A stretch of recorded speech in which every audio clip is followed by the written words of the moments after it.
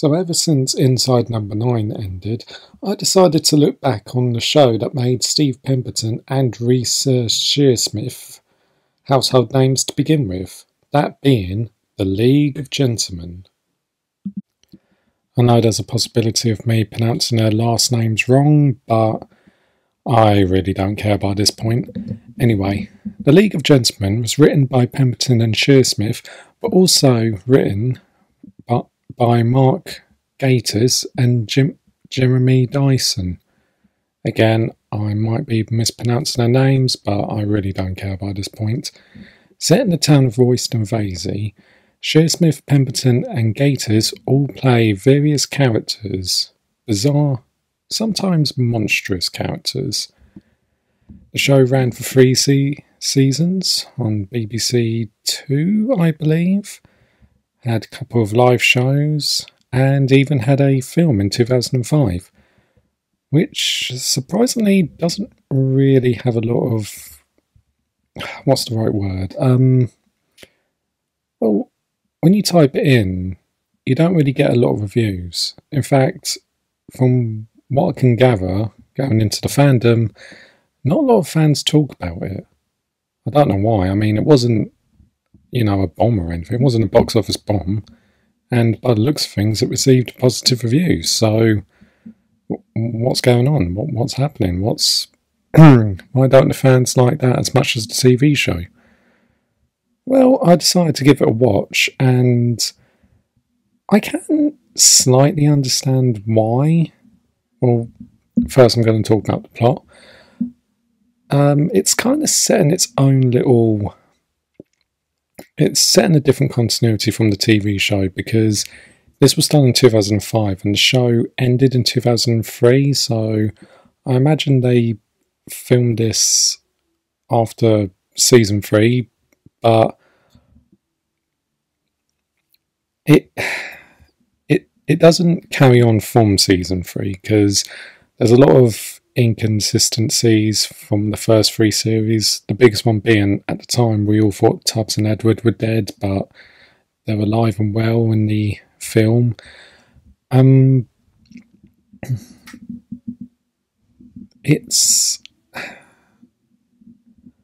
Well, first of all, the plot is about the town of Royston Vasey about to be destroyed by the apocalypse, and no one knows why, except for the vicar, Veronica, as played by Reese Shearsmith, who discovers through a prophecy that the town will be destroyed because the real-life creators, the League of Gentlemen themselves, playing themselves, have decided to end the show.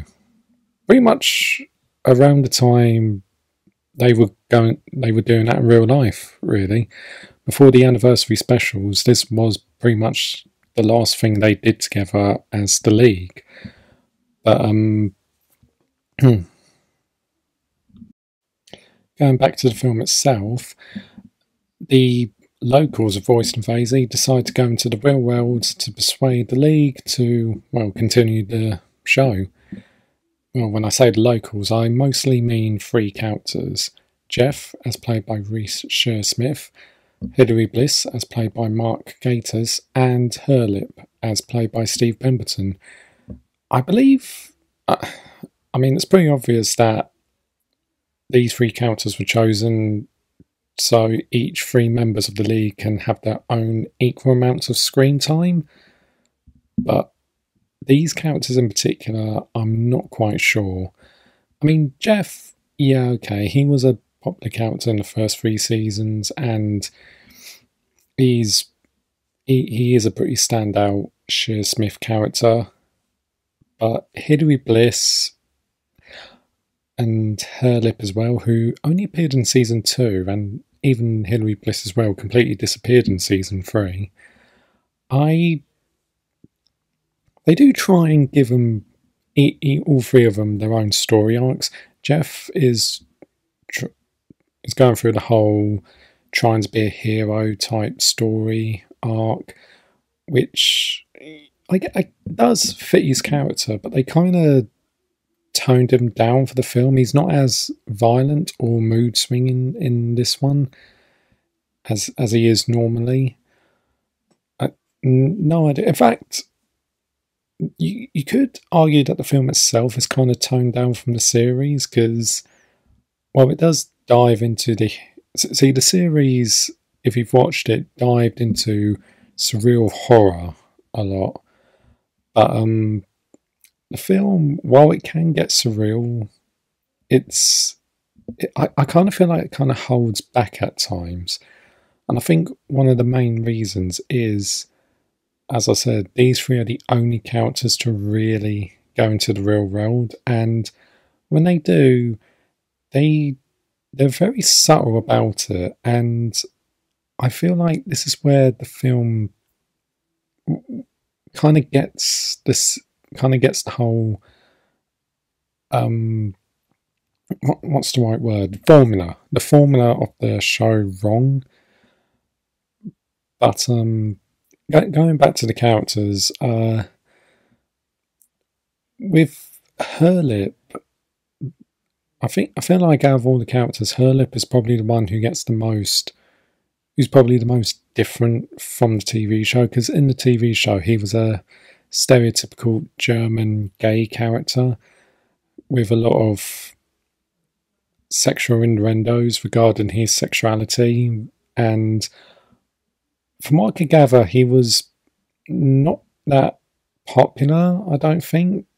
I mean, I'm sure he has his fans, but he was kind of treated like a one-time joke, which is probably why he only appeared in season 2. He did appear in the Christmas special where they tried to add him they tried to give him a different, more depth to him, but I feel like the film needed to change him the most, so they decided to make him the most affected by how he's treated in the TV show. And it's not a bad idea. I just feel like it could have been done to a different character.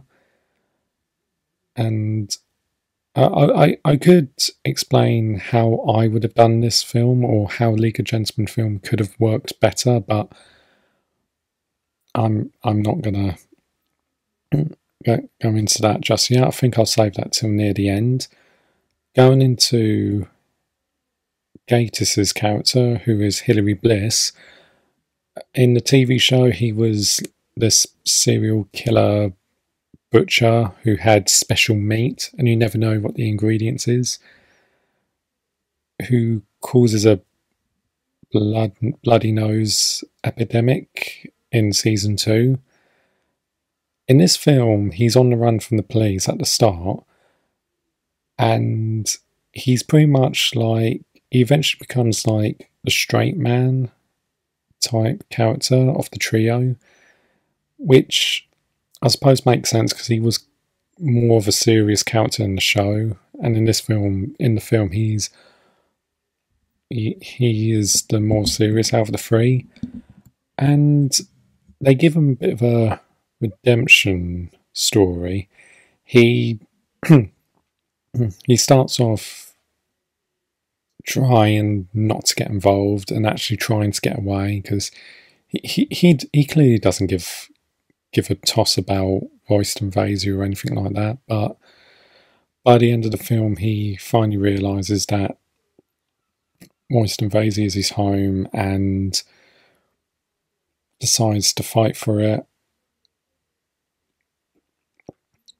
Again, I just feel like they could have done it with a better character than Hilary Bliss. I mean, I suppose it was kind of difficult because all of Mark Gatiss' characters, compared to the other two, they are more normal. He does play the more normal, sympathetic, human-like characters. But then they're not the only characters. There are a lot of, well, not really a lot of characters. There's, I think. Okay, sorry, I haven't really got a script, so I'm just trying to remember everything I'm going to say now. But we also get appearances by Pauline, like I said, the Reverend, and Dr. Chinnery. And after Jeff, Bliss, and Hurlip, these three are like the other major characters focused, but the only problem is that they only appear at the beginning and at the very end. Throughout the whole middle section, it does mostly focus on Jeff, Bliss, and Hurlip. And not only that, but during the film, they decide to kidnap one of the League members, which is Steve Pemberton, and kidnap the computer. They sneak into the BBC and steal the League's computer, which contains a script for their new project, which is called The King's Evil, which is a... hang on, just trying to remember... It's an historical horror called The King's Evil, where, once again, all three of them play three different characters who plot to kill the king using dark magic with help from a alchemist called Dr. P, who's played by the late David Warner. And yeah, quite a chunk of the middle half of the film focuses on that, and it kind of does go on for too long. I mean, it does tie into the plot, but you kind of feel like you're watching a completely different film by this point, and it does drag on for too long. There is a few dark humour there, and David Warner's enjoying the role that he's given. But going back to...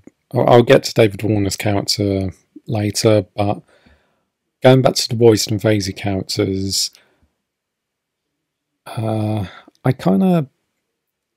Other characters that appear in the film is Edward and Tubbs, obviously, and Papa Lazarou, which, in fact, they're the first characters that appear at the very start of the film, where they accidentally scare Jeremy Dyson off a cliff.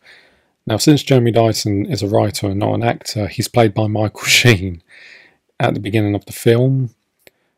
And these three, unfortunately, only have like five minutes, I believe, of screen time, despite being the most iconic and popular characters. They're only in the film for 5 minutes, so that might disappoint a few fans.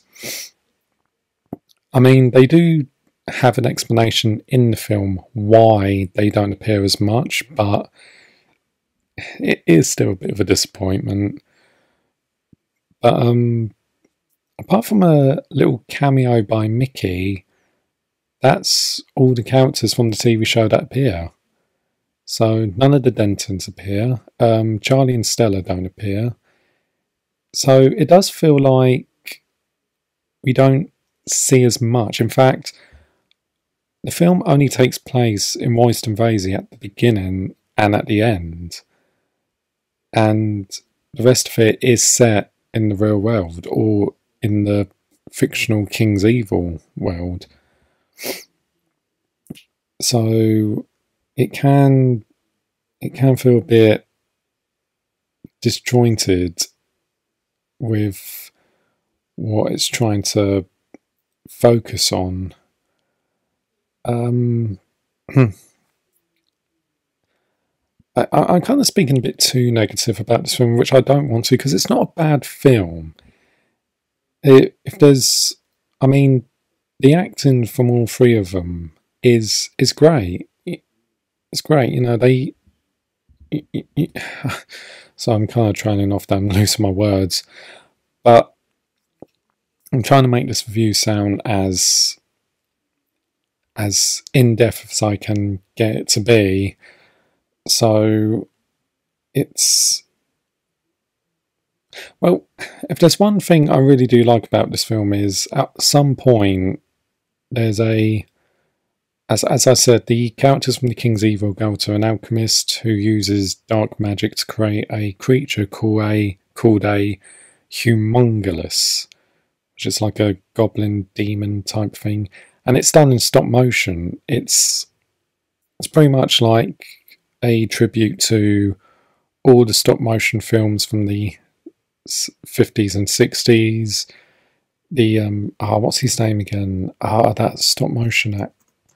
Hang on, I'm just looking him up right now. The one who did Jason and the Argonauts and Clash of the Titans. It's Ray something, isn't it? Ray Harry. Oh, I can't even say his last name. Oh my god. Ray Harry has. Oh god. Ray Harry Harson. I'm really hoping I'm pronouncing that right. I know I'm not, but you know what I mean. But it's kind of like a tribute to those types of films, and that's what the League's good at. They're good at playing tribute to films they grew up with, and it is well done stop motion effects. It's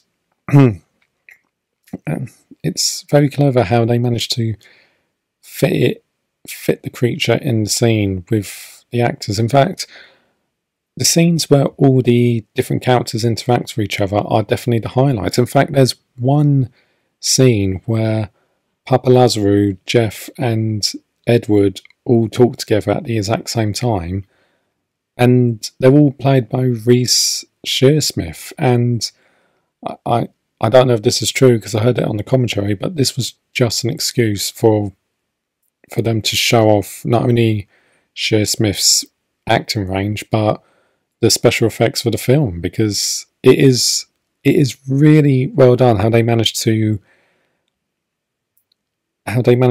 edit all these three different scenes together into one major scene. It's for 2005. It's very well done, and it still holds up. So, going back to, just suddenly popped into my head. Sorry, this review might be a bit inconsistent itself, because I might talk about one topic and go back to another one, but I just suddenly remembered with Hurlip's story arc, at one point he disguised himself as Steve Pemberton and starts looking after Steve's fictional family, and they do try to, like I said, they try to give him more depth than they did in the series by making him come across as more than just a caricature of a gay caricature. And like I said, I understand what they're trying to do, but I just feel like he's not the right character to do it with. I feel like if they did it with a more fan favourite character, it would have been more rewarding and more unexpected.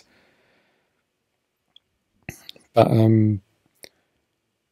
at the end of the film, all the League members appear in Royston Vasey near the end of the apocalypse, and they encounter some of the characters that I mentioned earlier. They encounter Pauline, Chinnery, the Reverend, but all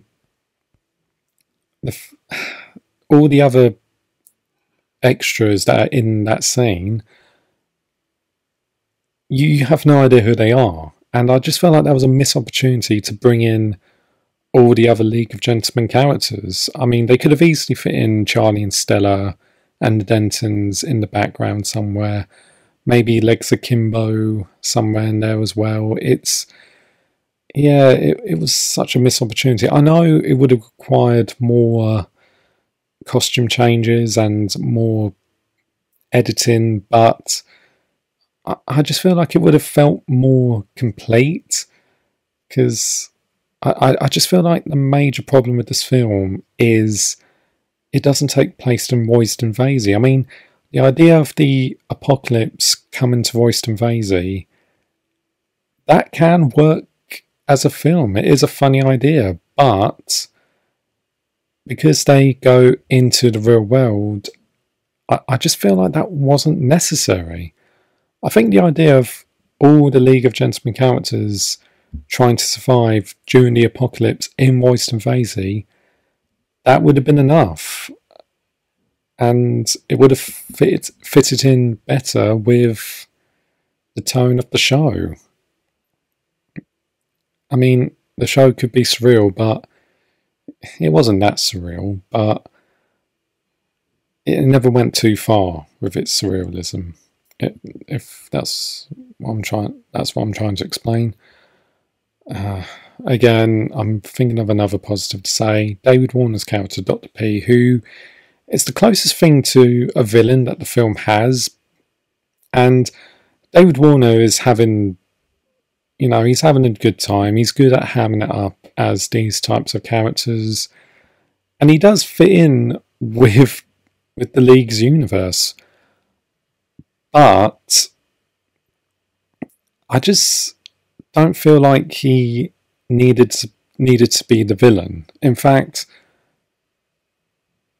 the League members themselves were probably all the villains we actually needed, really, because they all play caricatures of themselves as these more high-opinionated, arrogant versions of themselves.